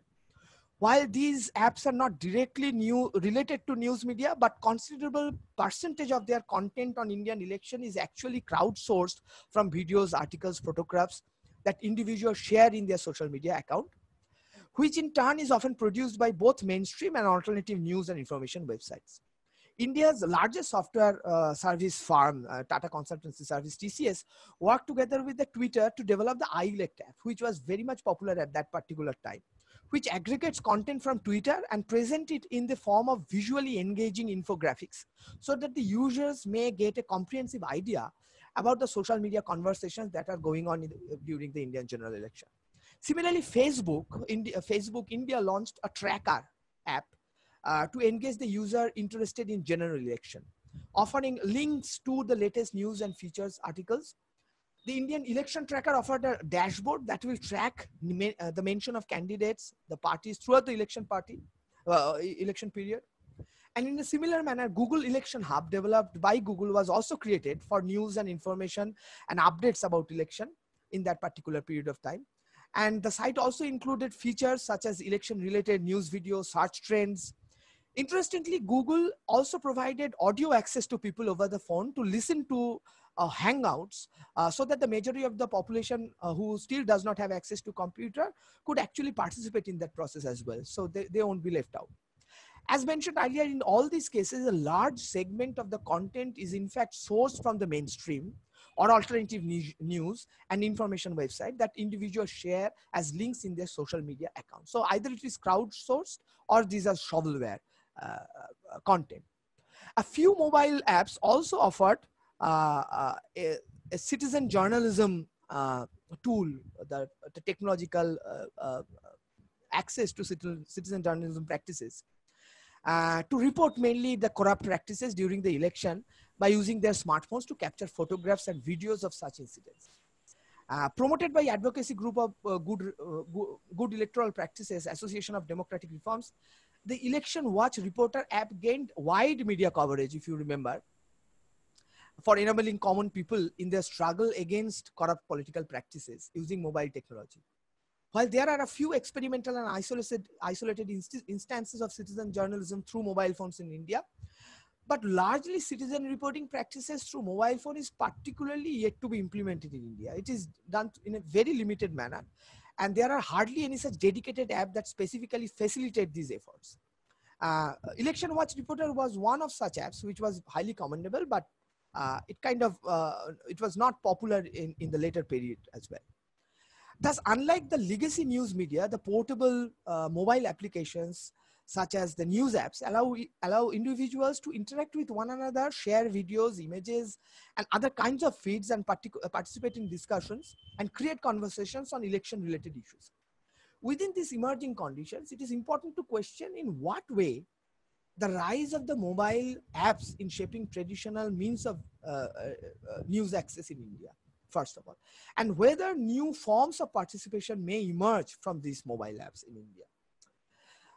Mobile phones and the internet have been studied by scholars, as I have mentioned at the beginning of my discussion, primarily to theorize the notion of ubiquity, innovation, and openness. To understand how digital network technology work, they have invested in the idea of decentralization, user-driven technoculture, and all these things. But one has to understand all these ideas and notions within the context of mobile apps, and that is really missing in the existing scholarship of digital culture, digital media in the Indian context. In contrast to internet, mobile phones emerged from more conventional structures and condition and innovations organized through a large multinational corporations. However, it can be useful to turn to the idea of the arenas of innovation, if you may, to make sense of this proliferation of mobile apps, which are also critically dependent on a set of enabling soft infrastructures for participation. Thus, simply offering a broadband network is not adequate. Rather, what is required is these soft infrastructures, which will include, mechanisms for authentication, micropayments, digital rights management, which would facilitate the development of broadband economy. This is an issue that points to an inadequacy in the capacity of transformative culture of mobile ubiquity within which mobile apps may develop. Moreover, to identify the ways news apps function as the new circuits of culture, it is also necessary to distinguish its difference with the hegemonic internet culture. Often the issues of ubiquity and openness are discussed in comparison to the apparently unparalleled potential and sociocultural influences connected with dominant internet cultures. Hence, the assumption that the mobile is considered derivative of the internet calls for a more critical consideration. Now, while the difference between app ecology and mod ecology is important to emphasize, as the possibility for a thriving app culture seems more significant through the mod ecology, and much less through app ecology, which is considered a shallow form of creative making. One has to understand the difference between the two at the very beginning. The mod ecology can be an immersive, creative, collaborative endeavor, but needs high technological knowledge, technical knowledge, social capital. It requires financial capital. It requires time and interest, like most other forms of open source innovation. Mod ecology is marked by individuals taking part, replacing or putting back together mobile hardware or software, which is increasingly becoming a crucial part of engaging with technology. In contrast, app ecology, with which we are most of the general users are much more familiar with, offers a shallow form of engagement because building an app does not necessarily contribute to the stock of knowledge held in common. It is also necessary to examine the conceptual issues upon which the app's culture flourished. What kind of power relation exists and what kind of freedom is allowed. While these news apps give a sense of ever expanding possibilities and opportunities, their specific location within global economy reminds us of Deleuze's notion of societies of control. Deleuze reminds us that the disciplinary societies emerged after the sovereign societies and that they focused on the organization of life and production rather than the exercise of random entitlements. And here the sociology students can actually help me out. As disciplinary societies produced sites and institutions within which individuals were located, trained, and punished at various times. And the ideal examples would be prisons, hospitals, schools, or family, where within a specific disciplinary structure, a subject is formed or shaped. So in other words, the disciplinary system is one of contiguity, since the individual is transformed from one side to another, beginning again each time when he's transformed to another side. So I'll behave in a particular manner when I'm in home, and then I'll behave in another manner when I'm in school or I'm in office, because I'm within the disciplinary society. On the contrary, if you look at societies of control, which Deleuze will argue we are already within the societies of control, these are continuous in form and mark the present condition of life. The different forms of control comprise a network of inseparable variations. And this would actually be very easier for us to understand, because we are presently we are living in post-COVID situation where we have to work from home. We have to do a lot of things, multitasking at the same time. And if you think about it, when you are working in an office or when you are working in a college, you have a specific structure, a specific time period within which you have to enter and you can exit, and you will work within that particular period of time. When you are working from home, there are several other things that you are doing. Maybe you are attending to the plumber at the same time. Maybe you are doing some other things. And that division between work and home, that division between public and private is slowly kind of becoming invisible. You have to be public and private at the same time. You have to be engaged in work and at the same time at home. So that distinct segmentation is slowly going away within this situation, and societies of control actually points to that also, where you actually sense a certain kind of freedom, but at the same time you are being controlled in various other ways. So the individual in a disciplinary society is placed in various more distinct castings at different times, where the individual in contemporary control societies is in a constant state of modulation, like a self-deforming caste that will continuously change from one moment to the other, as Deleuze would talk about it. This constant modulation is something that kind of marks the societies of control, and which we are witnessing, especially in this crisis situation. It is important to note that in control societies, the dominant model is that of the market, in which it is more frequently the task of the individual to engage in forms of competition and numeration in order to attain a certain level of profit. In the case of news apps, which seems to be moving towards a system of high degree of personalization and customization with advanced news filtering process and geotagging and algorithms, this means that the figure in the individual is replaced by segment of coded matter to be controlled. This technological evolution must be even more profoundly is a mutation of capitalism. And this is no longer a capitalism for production, but for the product, which is to say for being sold or marketed. In this age of ubiquitous computing, globally networked mobile devices, they can track every move in which every touch, every comment, every interaction, every expression of emotion can be tracked.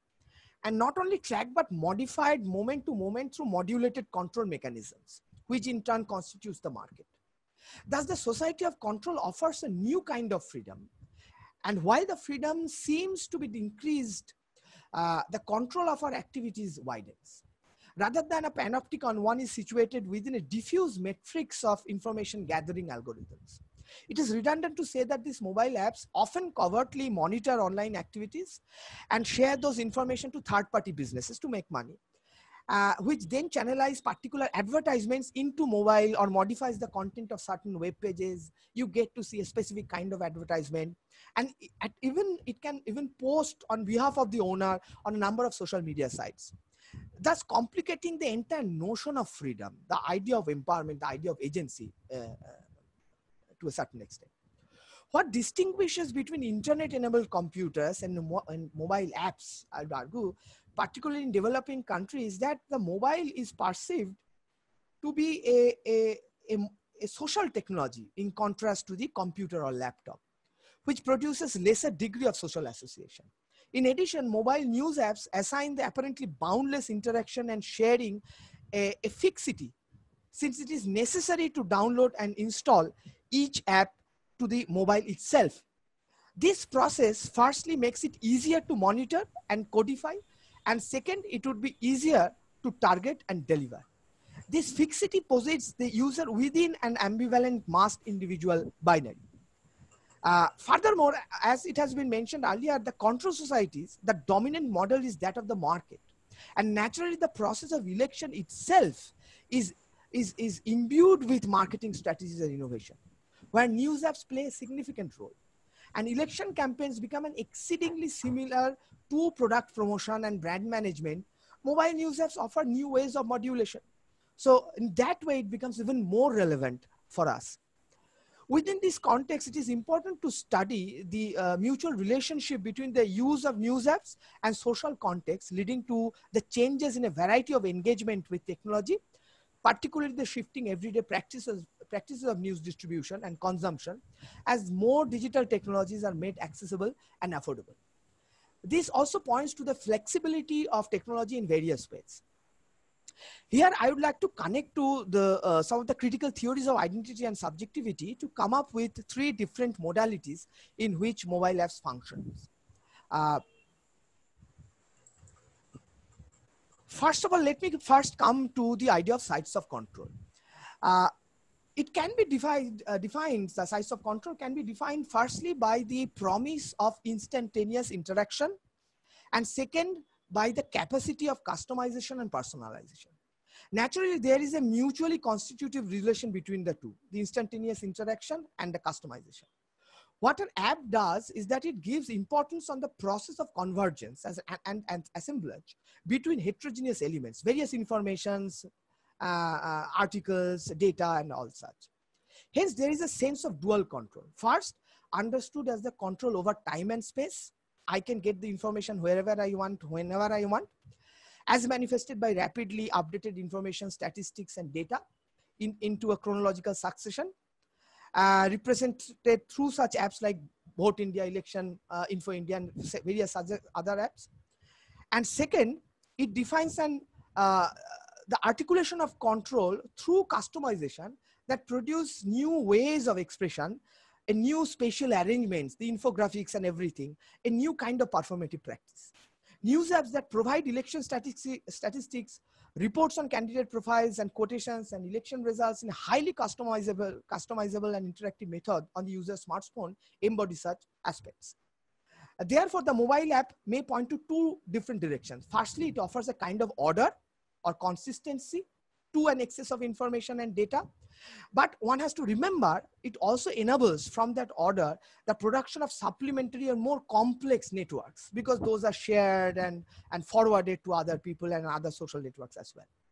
Now, if we come to the idea of agency, it can be understood as a capacity of interaction and participation in the production of an event. This also becomes the site of the participant's own becoming or subjectivity.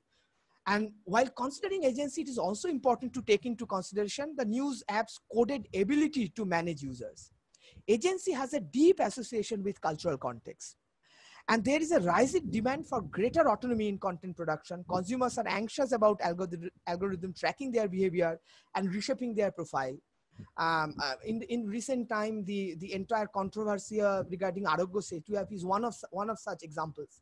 Hence, in terms of agency engendered by interaction and participation, the triad of app developers, advertisers, and consumers has turned out to be even more important in present condition.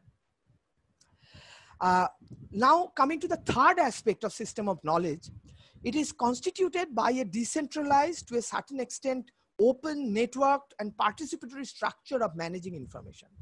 While it is possible to identify the origin of mediated participatory practices in the idea of information society, as Professor Hazarika has mentioned in his presentation previously, but I would just like to refer to Daniel R. Hedrick's book, When Information Came of Age, which explains that what is commonly known today as information age is merely the beginning of another period in a long history of information ages. So significantly, transformation both in public and governmental appetite for information, along with technological development, resurface throughout history. Hedrick suggests instead of engaging with the study of information society, it would be reasonable to focus on a more convenient concept of the study of information systems. By systems, it is meant the method and techniques by which individuals organize and manage information rather than the content of the information itself. In other words, the production of knowledge and social reality become collaborative effects achieved with other non-human partners in such a way that the humans are not the only actors in that production. Information systems were created to supplement the mental function of thought, memory, speech, and they are, if you will, the technologies of knowledge in a certain way, as Hedrick would argue. Mobile apps, particularly mobile news apps, function as technologies of knowledge and in turn invest in the technologies of the self. In other words, the specific practices by which subjects constitute themselves within specific systems of power. However, I must also mention that the modalities of control, agency, and knowledge, system of knowledge that I have mentioned, they typically juxtapose and they overlap. They are not isolated from each other, and it is, that is why it's very difficult to identify separately in the mobile app culture. So this exploration of mobile news apps has shown that the ways in which the news apps have connected to new streams of content has produced new experiences and also new patterns of engagement and practices. As mobile news apps increasingly become central to our daily experiences, we need to significantly reshape our understanding of how these mobile app cultures represent relationality and interaction. New media ecologies, even in developing countries like India, have produced new opportunities in distribution and access of news within a rising cultures of mobility. And such potentialities have been the result of interrelated factors, including the availability of cheap mobile devices, significant reduction in mobile internet data charges, and rising demand of mobile-ready regional content backed by emerging app and entrepreneurs in India, making India one of the top-ranking countries across app stores. However, the political economy of news apps has received very little academic attention so far, and there has been a lack of scholarly work. Nonetheless, as it is emerging, new forms of collaboration, significantly distinct from the older organization of networks, are being developed at the intersection of mobile hardware and software codes, and the internet has important, and this has very important social implication. In contributing to the narrative of aspirational India, mobile media are not just helping Indians imagine a very positive future, but also furthering anxieties about new kind of vulnerabilities, new kind of threats, such as fake news, rumors, privacy issues. However, mobile phones being relatively more accessible, affordable, and easy to use than computers and other technologies, these are very much applicable in closing the digital divide in India, even as questions of access and use remain. So I'll just conclude by saying that my idea was to put forward a broad view of the complex ways the relationship of control are implemented through the use of mobile news apps in a range of circumstances, which may act as an incentive for further studies and research on increasingly complex news cultures in India.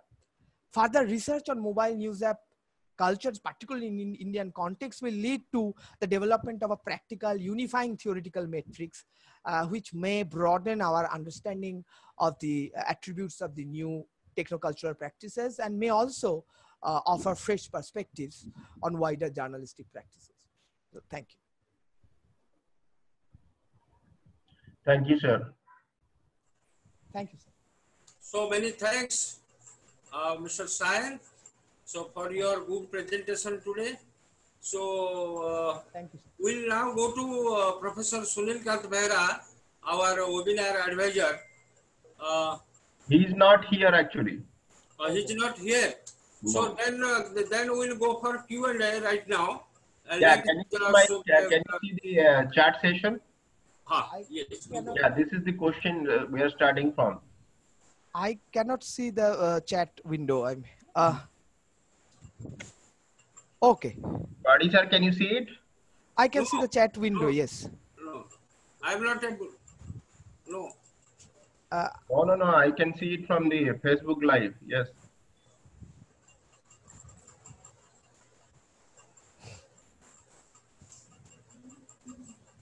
Can you see it? No. I can see the chat window from my Zoom options, but it's not on my screen as such. Oh, not in your screen. No. Okay, that's fine.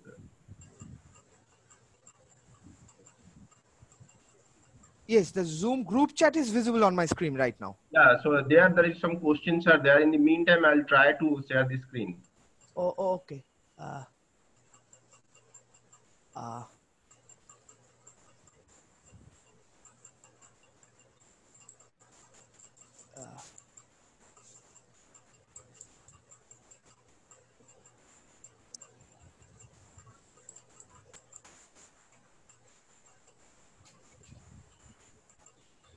I cannot read the questions from this screen. So if someone can just tell me the questions, then I'll be able to answer perhaps. Yes.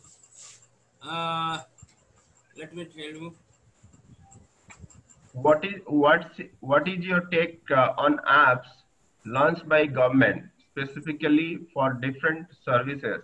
Are they serving the purpose? Right. Absolutely. That's a very good question. There is a huge difference between the apps developed by government and apps developed by the private sector. And if you look at the statistics of how many downloads are there of these apps, you will see that the apps are rarely downloaded. Other than some very important apps like the electricity bill payment apps. And like for now, the Arogya Setu app, which is almost a mandatory download for all of us. Most of the public sector apps are rarely downloaded. There are various reasons for this. One of the reasons is that the development and the presentation of the app is not always that up to the mark, and not in line with the demands of the market, which are very much there in terms of the other apps developed by the private sector. And sometimes the privacy concerns and other technological issues are not that transparent, and people are concerned about it. Sometimes the marketing and the promotion of these apps are not that much, so people rarely know about it. So in various ways, the apps developed by the government are lagging in that sense in comparison to private sector, because in various ways they are promoting and making the app much more popular than the other. What we can look forward to is maybe a collaboration between the public and the private, the government and the private sector. Arogya Setu, I have read somewhere that it was developed in collaboration with the private sector as well as the government. So there are various other apps like that. So I think that can provide a solution to that gap between the private and the public sectors in terms of mobile apps. Yes.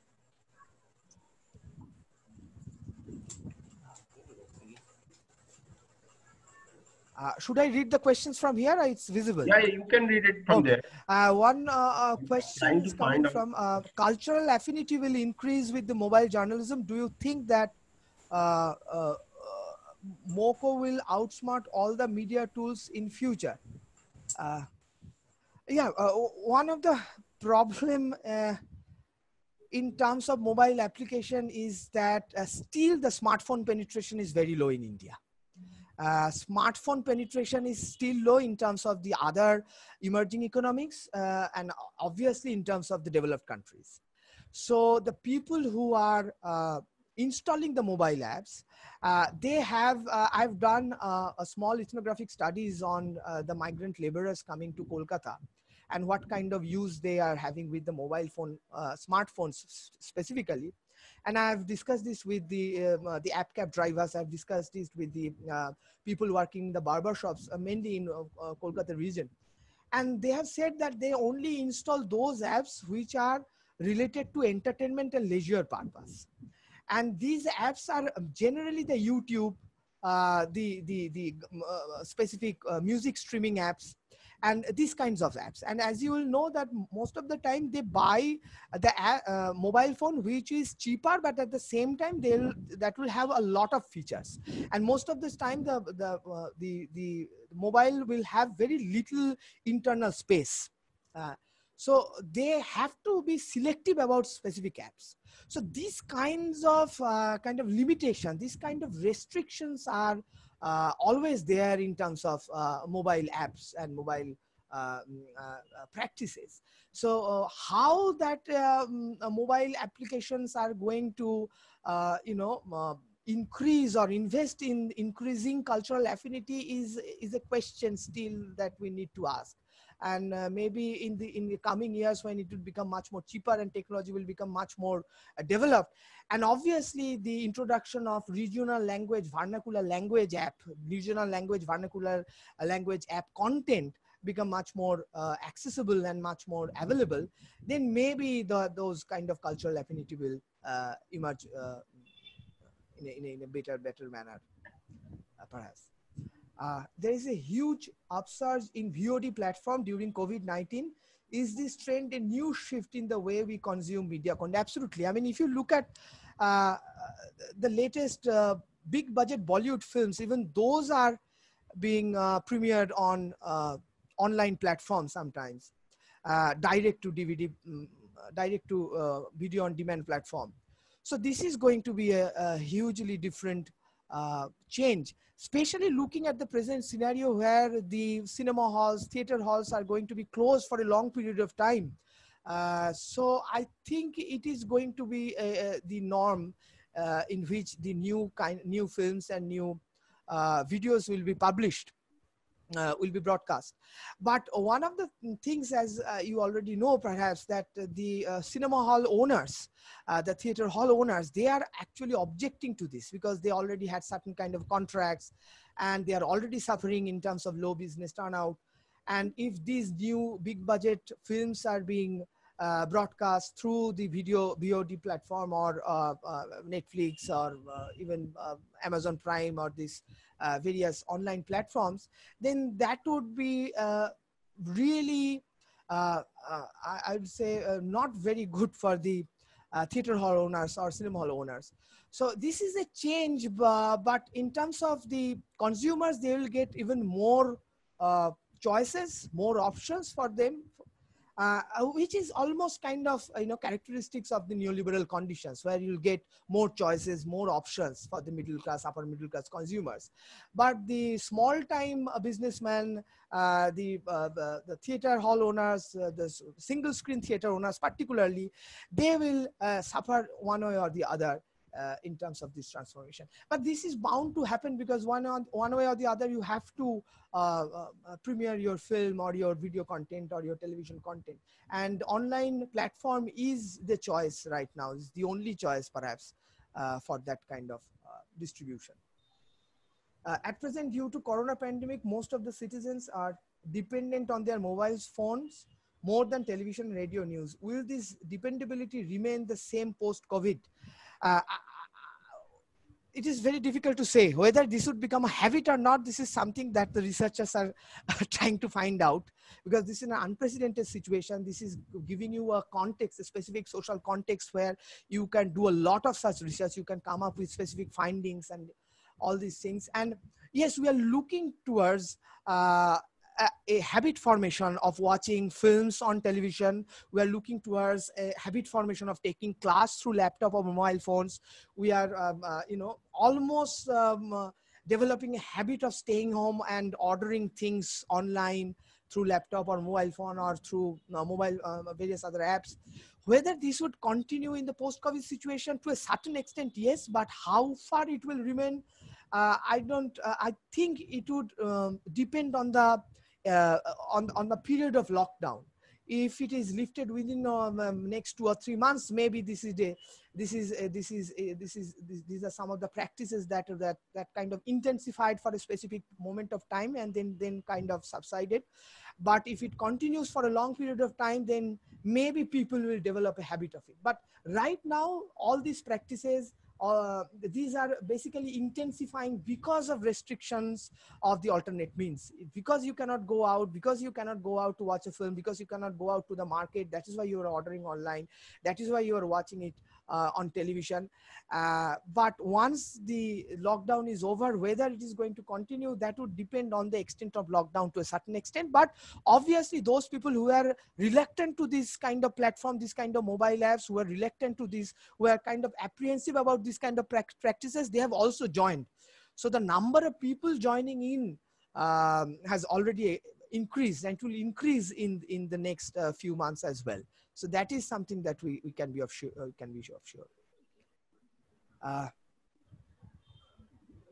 It is very important to have a fair idea of the overall cost associated with your mobile app. It is not a one-time investment. Your app needs money for any future value addition. How can you handle the situation? Absolutely, very important intervention, but there is always the option of in-app purchase. So that depends on the app installer, who would decide whether to purchase something to value it as a value addition to that app, or whether he or she will not purchase anything and will not extend the app's functionality in that way. And it is one of the major segment in this particular issue is the gaming apps. Not only gaming as well, the specific games where there are a lot of provisions for in-app purchase.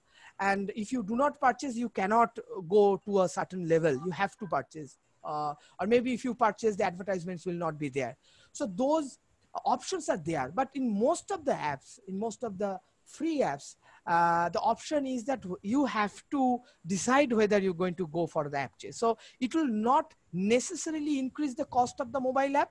unless you want to go for a value addition or not. So that option is still there. I don't know whether it's going to be. I think I've answered the questions as far as the questions that are visible in my screen. I don't know whether any other questions are available from. Parish, are you there? Yes. Many thanks, Mr. Saayan. Thank you, sir. Thank you very much. So now we'll wrap up this session over here. Actually, we are waiting for joining up Dr. Behera in this session. And he has some important meeting in his department. Anyway, your session was very, very splendid session you have made today. Excellent presentation. Thank you, sir. Thank you very much for the opportunity. Session we had today, and your session is a totally enriching session. You have covered almost all the aspects of mobile news culture in India.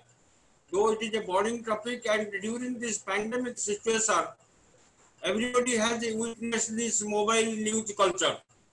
And most of the times, you, myself, and all, we have witnessed number of mobile news gathered, but it is yet to verify the authenticity of these things. And there is no such regulating authority. The mobile news, whatever it is coming, who will regulate and who will coordinate. But anyhow, I wish that your presentation is very enriching session today. It is very useful to all of our media educators, research scholars, particularly the students, those are pursuing the media communication journalism course at large. It is very useful to them. So I wish and I extend my heartfelt thanks and gratitude to you for joining with us, sparing your valuable time from your busy schedule, joining with us and enriching the students' session very fruitful way. Thank you, sir. Thank Many you. Thanks. Thank and you for this opportunity. I also thank all of our participants for joining with us and participating in putting the questions and very pertinent questions raised by almost all of our participants today. I thank all the participants along with our research person, all the host and my colleagues and the friends, students, those have joined in this today. And we are witnessing a lot of participants joining our live program on our Facebook. So also I thank them. So with these words, we'll wrap up today's session over here. Again, tomorrow we'll meet in the same time at 11 a.m. with a new issue, with a new resource person. Thank you. Thank you, sir. Thank you.